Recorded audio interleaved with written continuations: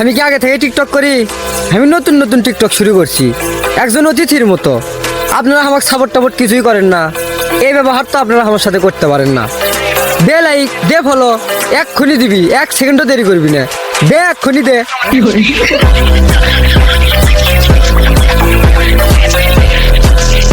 ওকে children's, তো আজকে আমরা কি শিখলাম? কারো জিনিস চুরি করতে নেই। যদি স্কুলে এসে আমরা কারো জিনিস কুড়িয়ে পাই, সেটা স্টাফ রুমে গিয়ে জমা দেব।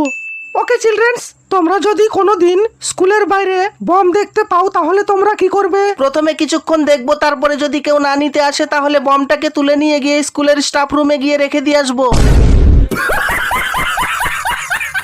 যারা আমার নিয়ে সমালোচনা সমালোচনা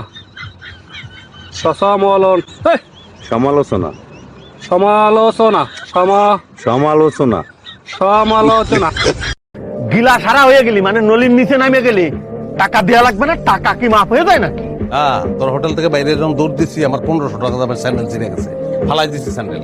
তো 1500 থেকে 950 বাদ দে, কত হয়? 550। 50 টাকা বকশিস, থাকে কত? 500। দে 500 টাকা।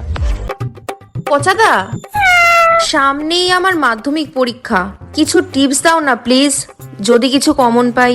আরে তুই নাম, রোল নাম্বার আর তারিখ মুখস্থ করে যাবি। তুই নিশ্চিত থাক, এগুলোই কমন আসবে। আমি নিজে 6 বার মাধ্যমিক দিয়েছি, এগুলোই কমন এসছে। আবে সালে